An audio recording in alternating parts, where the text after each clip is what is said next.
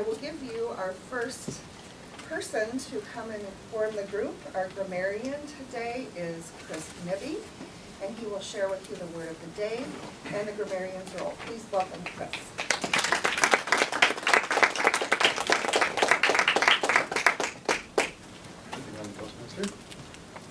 I see we had some fructuous results to invites to our meeting today.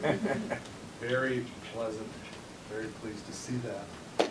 So yes, grammarian's role. Bring you fun and interesting words, and as I'm being evaluated today on this, a useful word, a word that can also be easily implemented into daily speech. So today's choice was fructuous, or for the potato crowd, fructuous is also correct for this word. It means productive, fruitful, or fertile. So proper land management of the fields usually results in a fructuous harvest of healthy food. I will also look for some very colorful language. I like to repeat any phrases that capture my fancy. And I will also try to do my best to help our speakers and evaluators improve by catching the connectors, the ahs, the ums. And since I'm not too good with it myself, I might also try and catch the wrong grammar. So I'll do my best and help improve this meeting. The next person I'd like to introduce you to is Sarah. Sarah is our timer today, and she will explain her role.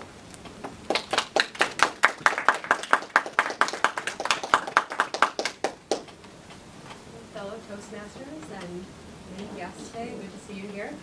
My role is to keep track of the time to make sure we're not too overly fructuous within the allotted time that each of us has. We can fit within our 50 minutes or so that we have left. And for the different components of the meeting, there's different time requirements.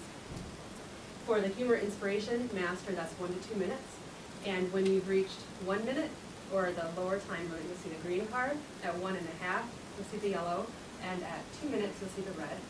The speakers are requesting between 5 to 7 or maybe 7 to 9, depending on the speaker, minutes.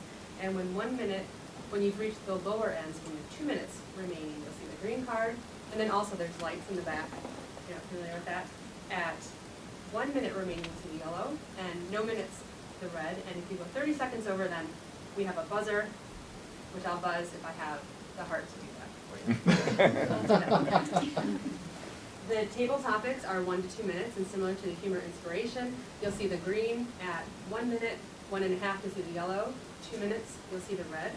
And the evaluators get 2 to 3 minutes, and so at 2 minutes, you see the green, 2.5, the yellow, and at 3, the red. And at the end, I'll come and give a report of what we have. And now, without further ado, we will introduce Ryan, who is our humor inspiration master today. Hopefully he'll have something very inspiring for us. Please welcome Ryan.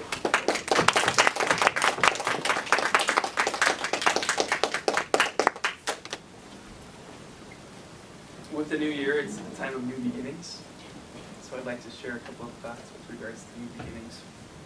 The first is a quote by Gilbert Chesterton, who's an English writer. It says, "The object of a new year is not that we should have a new year. It is that we should have a new soul, a new nose, new feet, a new backbone, new ears, and new eyes. Unless a particular man made New Year resolutions, he would make no resolutions. Unless a man starts afresh about things, he will certainly do nothing effective." Remember, a fresh start helps us be more effective in our vision and in our doing. Mistakes will come, however, but make mistakes. View them as opportunities to learn and progress, and not stumbling blocks. Lastly, I want to talk about something called grit. I'm going to read the definition of grit. Grit is conceptualized as a stable trait, one that can be developed, that does not require immediate positive feedback. Individuals high in grit are able to maintain their determination and motivation over long periods of time despite experiences with failure and adversity. Their passion and commitment towards the long-term objective is the overriding factor that provides the stamina required to stay the course amid challenges and setbacks. Essentially, the grittier person is focused on winning the marathon and not the sprint. Here's to new beginnings filled with mistakes and grit.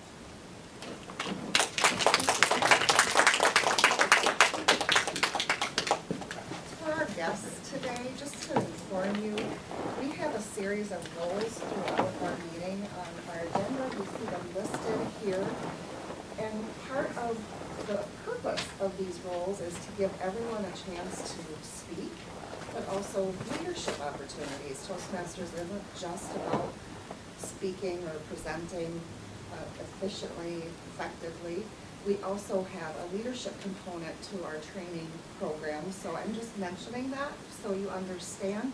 The other thing is we clap a lot in our Toastmasters meetings, and we clap until the person is here, present, and then we clap again when they leave until they've reached their seat. So just a little information background for you if you're new to Toastmasters. I'd like to introduce you to our first speaker today. His name is John Potter. He is an experienced speaker, having just recently completed his Competent Communicator Manual, which means he's finished the first 10 projects. He is now onto the Advanced Communication Series. He's speaking from the Storytelling Manual today, I think project number 2. His title is Frontier Christmas. This story is one that he told his children when they were young. The author is unknown, and it was one of his son's films was based on this story. And the story is told via his son, Matt. Please welcome John.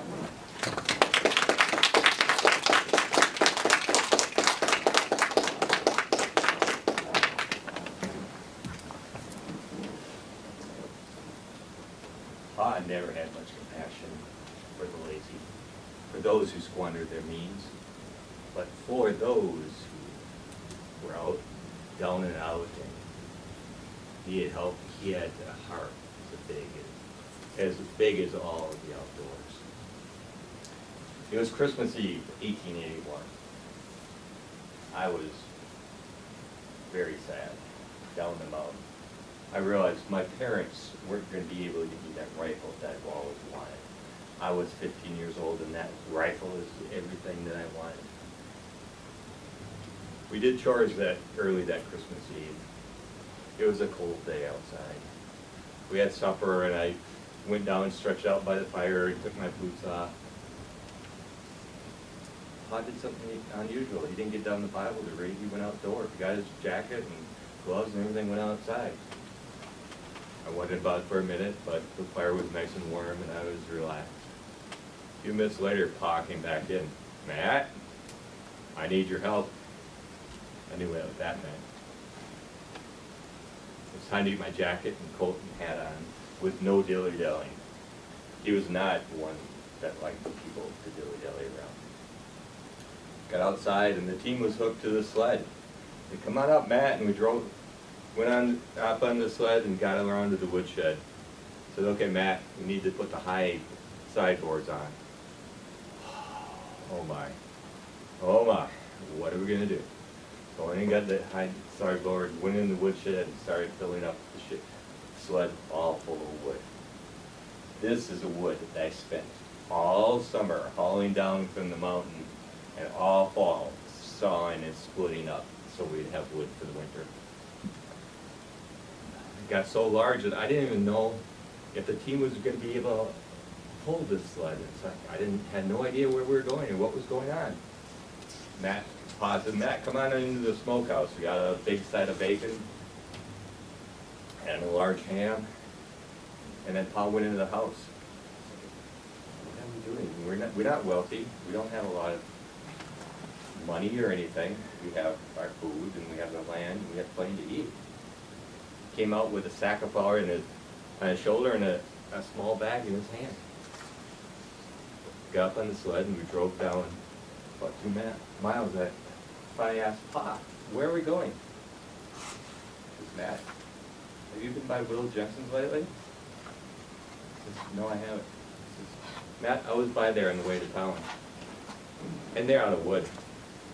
I saw little Jakey, who's the oldest of 3 children at 8, trying to dig up wood for their fire. Okay, this is what we're gonna do. Got to Will Jensen's house and went around the blind side and unloaded all the wood, knocked on it. Door, and the little timid boy says, who's there? Miles Lucas, ma'am. And Will Jensen let us in and brought in the flour and the sack and went and got the bacon and the ham. Then Pa said to me, Matt, go out and get some wood and get this fire going. Will Jensen had a blanket wrapped around her, very cold, and the children were bundled with one blanket in front of the fire. Didn't take too long, and the fire was roaring, and the house became warm. And we were talking to Will Jensen, and finally Pa opened up the sack and brought out 3 pairs of shoes. The children didn't have any shoes. They were running around with gunny sacks tied on their feet. And as each child tried them on, they fit them. I was completely amazed. And Will Jensen said, we've been praying. We're out of wood. We're out of food. We didn't know what we were going to do. We're praying, God, help us. We need help. And the angels, you were angels that were sent to spare us. Then I knew why all those shoes fit perfect. We were on a mission from the Lord. We talked a few more minutes, and Pa said, kids, come over here. I have something else in the sack. He pulls out the Christmas candy. Kids were very, very excited about all this. Finally, we said goodbye, and the kids hugged him, and you could tell they missed their dad. And we were about to leave. Pa says, Will Jensen, I want to invite you and your kids over for Christmas dinner. I've got a large turkey, and I can get rather cantankerous if I have to eat all those leftovers by myself. And Matt's our youngest, and he's not little anymore, and having children around in Christmas is such a blessing and so much fun. My attitude on the ride home that night was much, much different. I was thinking about all the things that we had, all the food to eat, plenty of wood, to have both my parents. And I also realized it's a much better gift to give than it is to receive. And every time after that I saw one of the Jensens, or I split some more wood, I thought back to that Christmas gift. You know what? The rifle wasn't that meaningful of a Christmas present. Pa taught me giving is a much better, is the best Christmas present.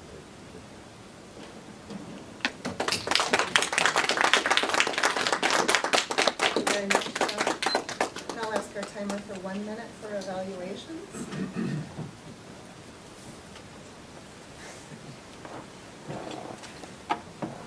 Roberts is also an accomplished speaker, so you're hearing from 2 of our best today. Amy is talking about the Chicago World Fair, what year? 1893, and the Ferris wheel. She's asked for 7 to 9 minutes, excuse me. And this is project number 4 from the storytelling manual.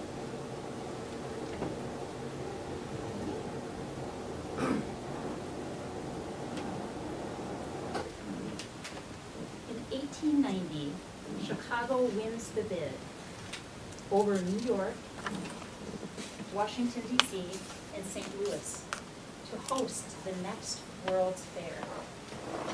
This is a momentous day in the history of Chicago. They've spent the last 2 years bidding, trying to outwin these other cities to put their stake in the ground as something to their equal. Not only in the industry, which they are well known for, but in the culture and in the status of the citizens who live there.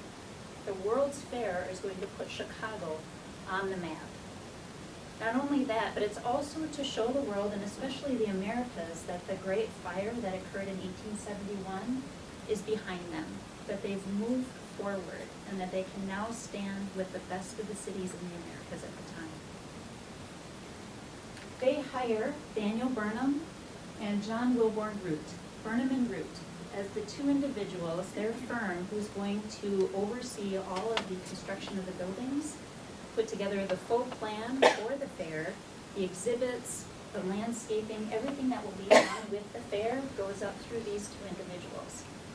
Now, Root passes away during the course of the planning of the project, so it primarily falls to Daniel Burnham to pull this thing off. They've got 3 years from 1890 and that approval to the spring of 1893 when the fair opens to pull this all together. The first thing that needs to be done is the land selection. They actually chose a spot that is lakefront on Lake Michigan. It's known as Jackson Park, if you're familiar with the Chicago area now. This is what it looked like when they started. Completely desolate. There was nothing there. It was sand, it was woodlands. There was no building, there was no solid ground, solid foundation from which to work on. So that was the first thing they needed to do. We need to build up the ground, and then we can start building. This is a copy of the plans or a map from the World Fair, and each of the pink lines here are nice, large, big buildings that were brought in as part of the fair.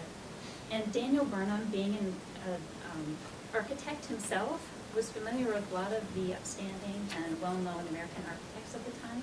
So he was able to pull the group together to come up with a design for the buildings that would be carried forth throughout all of the different fairgrounds. So different architects assigned to each of the different buildings, but he was able to sort of bring it all together in that collaboration to have a unique look and feel across the entire fairground. Where he didn't have as much influence was with the engineers, the civil engineers. And there's a problem. A precedent has been set by Paris. Paris, France hosted the World Fair prior to it coming to Chicago. When Paris decided to take on their World Fair, one of the things that they included in their plans was a monument. They wanted something that was going to be the icon of the fair, and not only to stand for the time of the fair, but to stand more long-term as an icon of that city. Thus, the Eiffel Tower. The Eiffel Tower was what Paris built as part of their World's Fair as the entrance to the fairgrounds. And the expectation, again, was to show their art, their culture, their expertise in engineering. What are we going to do in Chicago? Burnham goes to a group of engineers and lays out these plans for the fair and says, we need something that shows the American prowess, the American spirit. It's got to be unique. It might be a little risky, but whatever it is, it's got to show your abilities as an American engineer. What can our American engineers do? There's a lucrative response to that call to action. What do we do? Many people submitted proposals for towers. They're declined. It's too much like the Eiffel Tower. We've got to have something unique and different. You'll recognize this name, Ferris. George Washington Gale Ferris submitted plans for a giant wheel. The Ferris wheel, as we now know. But the wheel at that time, nothing had ever been done to this scale before. Sure, there had been some smaller makeshift things done, but the Ferris wheel, the wheel that Ferris was proposing for our Chicago's World Fair, is 260 feet tall. The Statue of Liberty is 305. So put that into context. 260 feet tall. The weight of the axis, right here in the middle, weighs 89,000 pounds. If you take an African elephant, around 12,000 pounds apiece, that's about 7.5, a little more. Just the weight of the axis. How are they going to do that on that sandy, mushy ground of Jackson Park? I don't know. Ridiculous. It's not going to work. Not only that, but on the outside of that Ferris wheel, there are 36 cars. Each of them, you can fill about 60 people in each of those cars. So 2,160 people. One Ferris wheel. All those people, all that weight, revolving, ludicrous, ridiculous. They submit that plan to Burnham and his colleagues, and they laugh him out of the room. Can't be done. But Ferris is persistent. He goes back, He reviews his drawings, his plans. He actually goes out and gets financial backing. The fair doesn't have to pay for it. And he brings us back to Burnham and his group. After months of deliberation, lack of any other ideas, he finally wins the group over. Go ahead, build your Ferris wheel. You've got 4 months now to the opening of the fair before he finally got the approval to go ahead. Well, he does. Approval starts, and they start building. Now, the first thing we've talked about, that land underneath, they have to lay the foundation to support all of this weight. Now, I don't have pictures of that, but what they end up doing is building steam pipes that will pipe in hot water, hot air underneath the ground to thaw the land, because it's the middle of the winter in Chicago by the time they get the approval. But they overcome that obstacle along with many others along the way, and they start in the construction of the Ferris wheel. Around June 11th, I believe, they hook up 6 cars to the Ferris wheel. They've been able to test 1 successful revolution of the wheel. It takes 20 minutes to turn 1 time around. So it's not fast, but remember the huge size of this thing, 20 minutes to go around. The first test is taken by John Ferris and his wife, and I assume some other folks. After 6 of the cars have been hooked up, they take 1 revolution, again, 20 minutes, it's deemed a success, hook up the rest of the cars. Talk about daring and unique. But the plan is sound. This is an image of the axle, and you can see all the supporting beams and rods that come in to support the weight of all of the cars and all of the people that are within.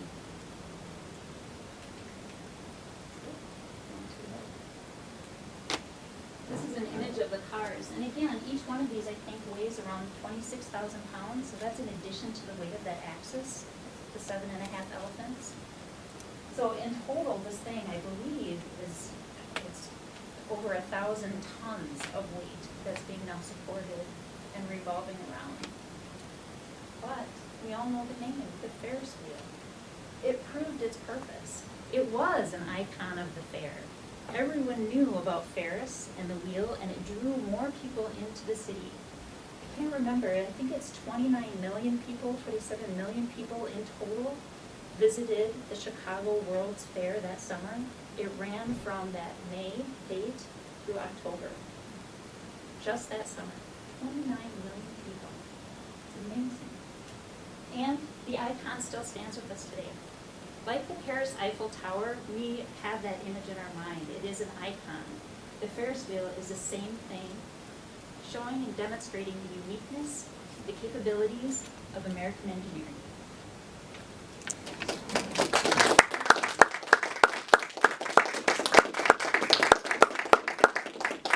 I'd like to ask our timer for 1 minute for evaluations. Of our meeting is an opportunity for everyone that would like to participate, not necessarily our guests, but if you'd like to, you're welcome to. It gives a chance for those that did not have speaking roles or leadership roles today, the opportunity to speak extemporaneously. I'd like to invite our topic master, Hailua, to bring the portion of the meeting. This part of the topic is a paper topic, so I just bring a couple topics and ask volunteers to talk about it. The first one is about Christmas song. I love Christmas time, especially Christmas song. So during the whole December, every turn when at home, turn on the music, play Christmas song during dinner time.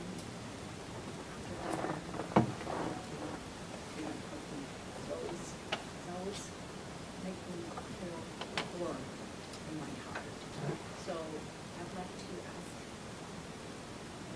a person to talk about what's your favorite Christmas song and story related to the song.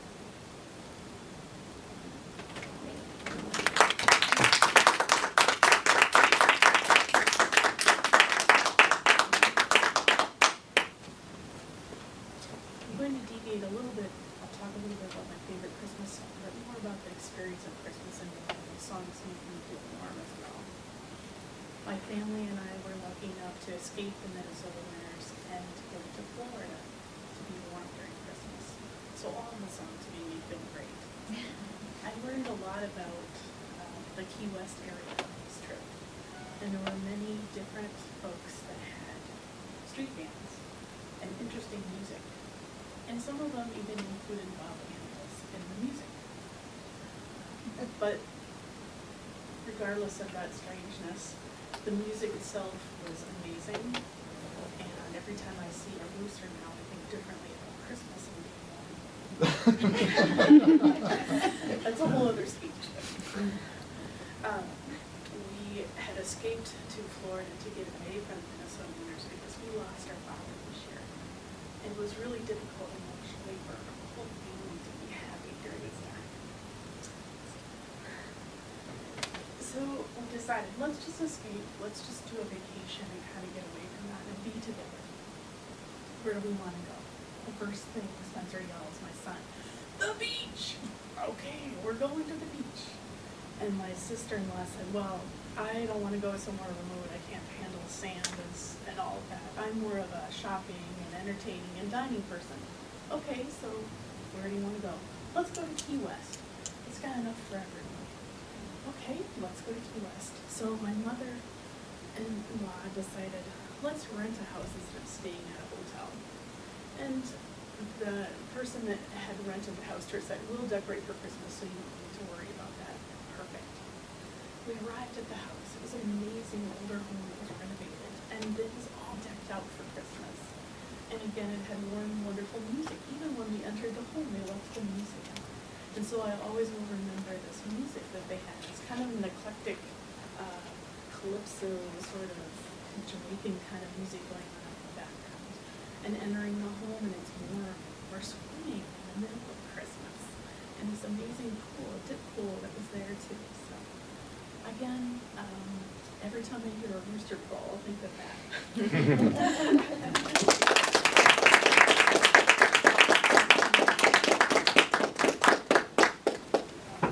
Christmas in Florida, the best Christmas I ever could expected. Next topic, I'm 20 years old birthday. So my older daughter just turned 21 years old, and she out California college. So I missed her birthday party, all the fun. So I would like to ask a volunteer to share the best 21 years old birthday party you'll ever know, or participate if yours or your daughter, son, or your friends.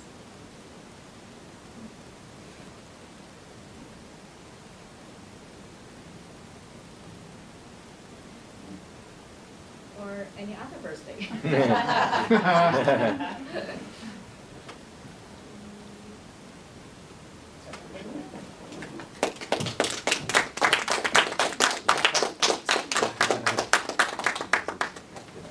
My oldest son turns the ripe old age of 17 tomorrow.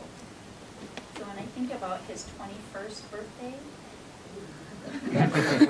I shiver at what is to come. I'm learning as Alex grows older that those milestones that you watch for at the 6-month time frame, at the 2-year time frame, kindergarten, they don't go away, they just get bigger. So the kinds of things that Alex is experiencing now at the age of 17 are a little more life-changing, if you get my drift. Not so much just walking, but learning to drive, staying within the boundaries of what is legal and not legal, things like that. Although this is his 17th birthday, I've reminded him that if he's going to be on the other side of the line of legal, he should get that done now before he turns 18. So I'm looking forward to a very lively year this year, and by the time he gets to be 21, I hope that that is well established and out of his system, and that the 21st birthday is just, you know, glorious parties and balloons and cake and nothing more.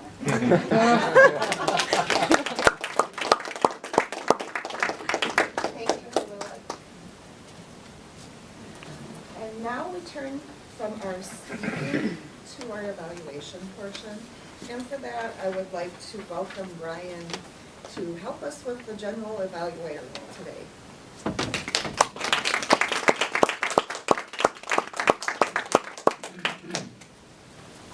Okay, so for the benefit of our guest, I'm the general evaluator, and my role is to evaluate the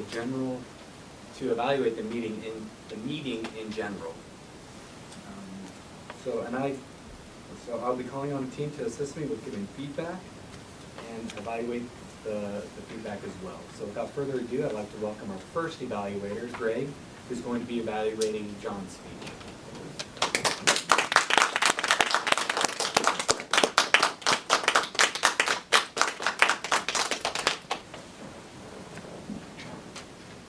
Mr. General Evaluator, fellow Toastmasters, honored guests, and especially Dawn. I've listened to several of your speeches since joining the club here, and every one of them has been a treat, and this was no exception. We'll be working off of the handy-dandy guide that I would use to evaluate you for the Resources for Entertainment, was the name of the project.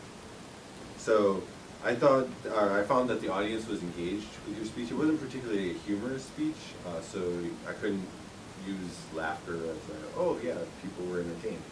But I looked around the room several times and everyone was silent. They moved very little. They had all eyes on you, and so I thought that you had everyone in rapt attention, or you had their rapt attention. So I thought that was really good, and it conveyed that they were entertained.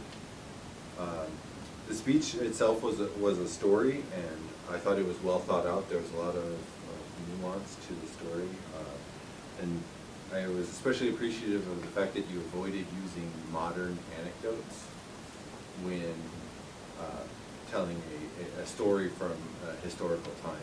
You know, to not put in things that were out of context. So I thought you did a great job there. Also, you were very comfortable on stage, and anyone who's seen John speak, of course, who knows this. Your vocabulary and the tempo of your speaking were fit what I've grown accustomed to hearing you speak. So you seemed very in your own element there. The most effective part of the speech was your use of suspense, I felt, and not in the perspective of the story, from the son's perspective, of not knowing why Pa was doing what he was doing until near the end of the story. I thought, again, helped bring everybody in and keep them engaged into the story. And then you pleasantly added to the emotion that came with the words that you were using with your use of body language. You tensed up in somewhat suspenseful moments, and you had an exciting body language when there was a reason to be excited in the story. And also your use of different voices for different characters, I thought was also good. As far as areas to improve, I noted two, and these are rather minor, of course, because you are a very accomplished speaker. One was breath control. I thought that there were a few moments where maybe you, in getting excited, wanted to give, didn't want to necessarily pause, but you needed to in order to take a breath. And also, it took me a little bit to just get into the story because I didn't really pick up on the fact that we were talking about the 1880s. I thought you misspoke when you said my birthday in 1881. I thought you were talking about 1981. It just took me a while to get oriented, but I don't know necessarily what could be done about it. I thoroughly enjoyed your speech, and thank you very much for giving it.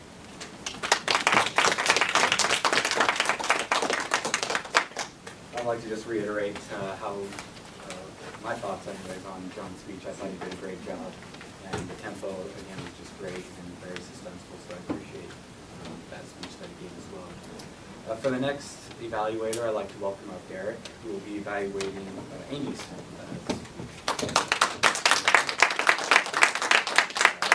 Thank you, Mr. General Evaluator, fellow Toastmasters, and most importantly, Amy. So So my task today was to evaluate Amy's speech that was trying to present an original story designed to evoke emotion among listeners. I thought you did a great job of this.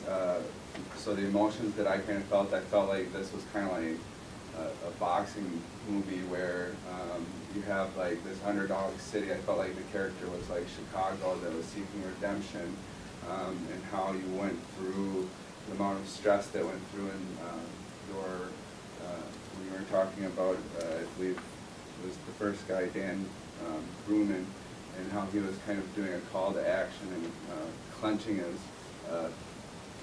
fist. I kind of felt like I was in that room and just motivated to take on this unknown challenge. And then when he started going through and showing the pictures and doing the comparisons of the amount of people in the room and showing the pictures of the elephants and that, my emotions kind of like set back, like, wow, this is a lot more than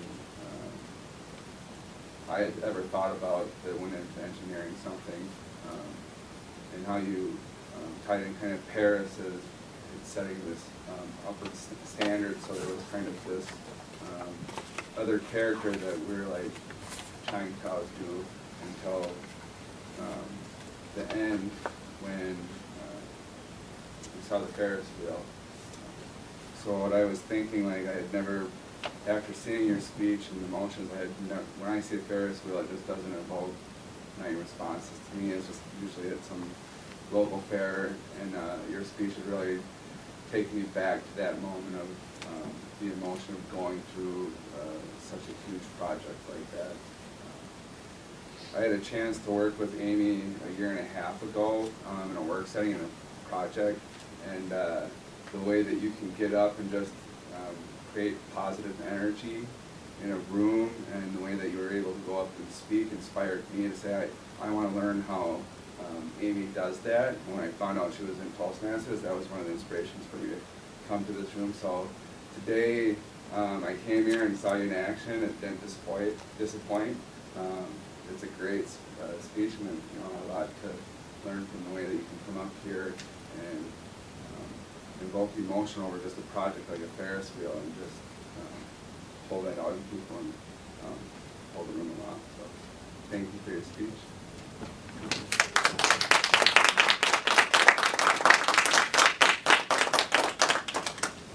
Yeah, I too would just like to reiterate that point as well.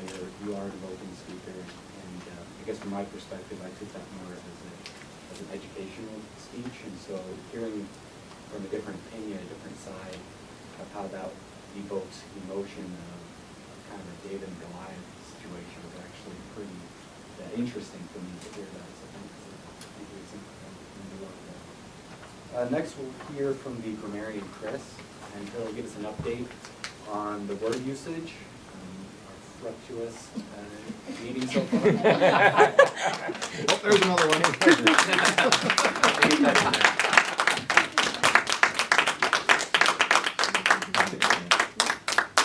Thank you, Brian. I was getting worried. This was starting to be a very unfructuous result for usage of this word of the day. I always try to find something fun that kind of plays with your mouth a little bit. And to me, fructuous or fructuous, again, and maybe it's a little too close to facetious, which is my all-time favorite word. We had at least 3 usages of the word. Brian, Deanna, and Sarah didn't have too many ahs and ums at the beginning. Again, testament to how much speaking time has gone under the belt. They'll learn to take the pauses instead of the ums. John, Greg touched on this one a little bit.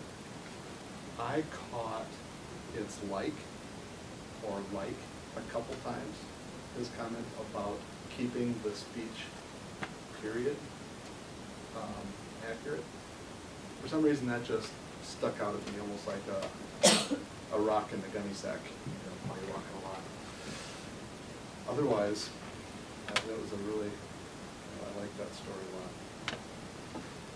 Amy, I love stories of things getting built.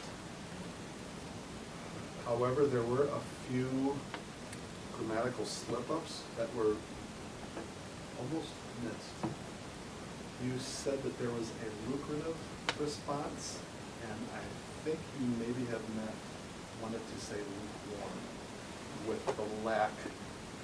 Was there a lack of response to the call for bids? Right. That's what I captured a few sentences later, that he might have meant lukewarm instead of lucrative. And also axle versus axis. I think there's a mathematician difference, point of reference versus a physical object. For some reason, very picky, I had to pick on something. Your very good speech. Hiwa, I love the warm in my heart. It just, this time of year, a lot of scented candles, a lot of references to heat. It's just, you have to be warm. So, and warm in your heart is just a feeling of emotion and well-being. Didn't have too many ums. That was pretty good. Abby, you had a couple ums, but I have to talk to you later on why every time you hear or see of a rooster, it makes you think of Christmas. Eclectic Calypso was another fun pair of words. And Amy, I wish you luck in your glorious party of balloons, cake, and nothing more. Brian, doing pretty good on the ahs and the ums. Greg, you had over a baker's dozen on the ahs.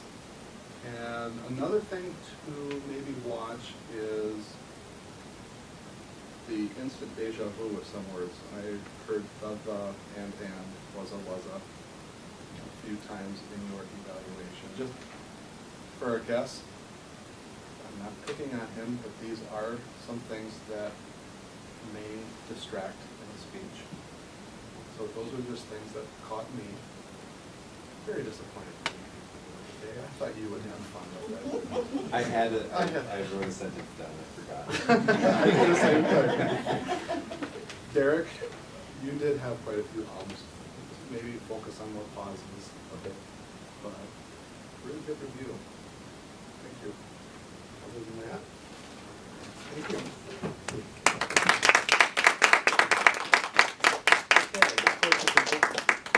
It's important to get our message across in the allotted time, so I'm going to invite Sarah up here to give our timers report.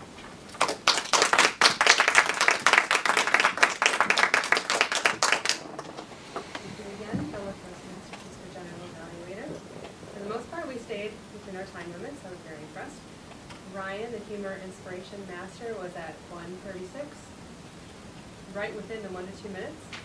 John, your speech, you went at 6 to 8. You had 5:56. I may have been a little late in hitting the start button on that, so maybe that's fine. We'll just assume it. Amy, you requested 7 to 9. You had 9:03. Just a couple minutes over between the two of you. Works out all right. Abby, for the table topics, was 1 to 2 minutes requested. 2:27, a little bit over, but it was fun to hear your story, and I didn't want to bust. And Amy, your table topics was 1 minute, 12 seconds. And for the evaluations, Greg, this was supposed to be 2 to 3, you were at 3:33. Such a lucky number, so I let it go. Derek, 2:51 for yours.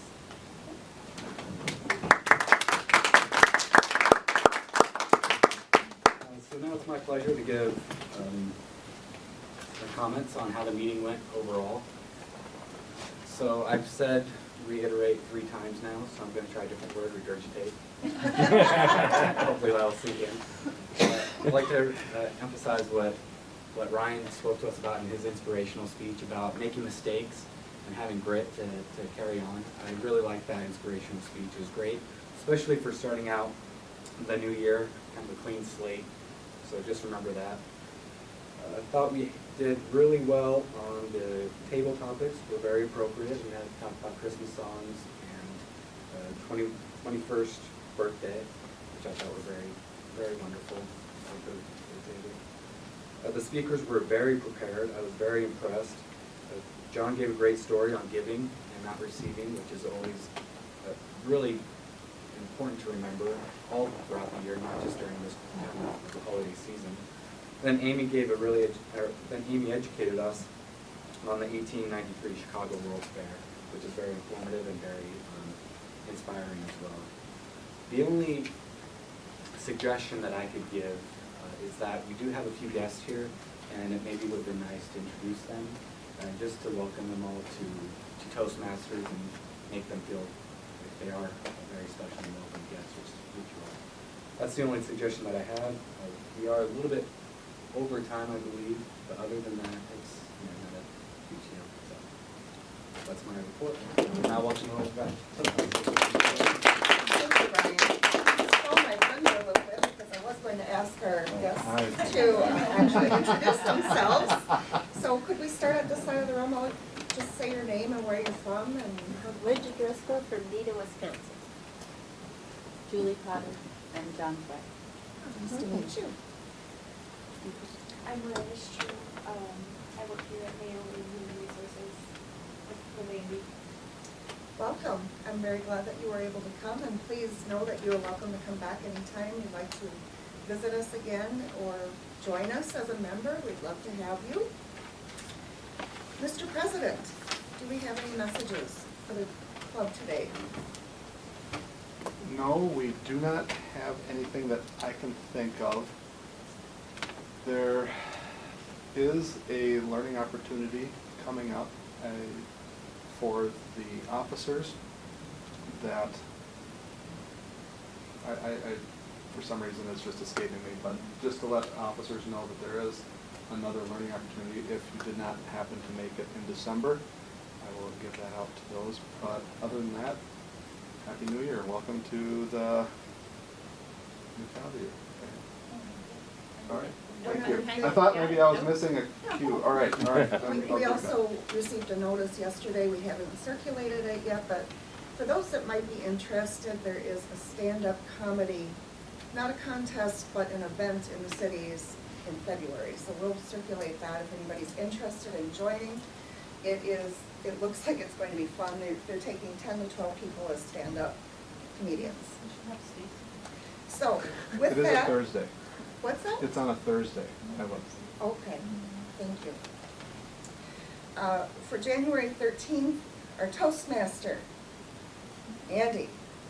Grammarian, Brian. John Potter, timer. Kailua, humor inspiration. Speaker number 1, Ryan. Speaker number 2, Stacy, who's not here today, topic master Greg. General evaluator is Amit. Joe Sharp, evaluator. You'll be sharp on that, Joe. And evaluator number 2 is Sarah Jenkins. We are over time. I thank you for coming today and have a happy New Year.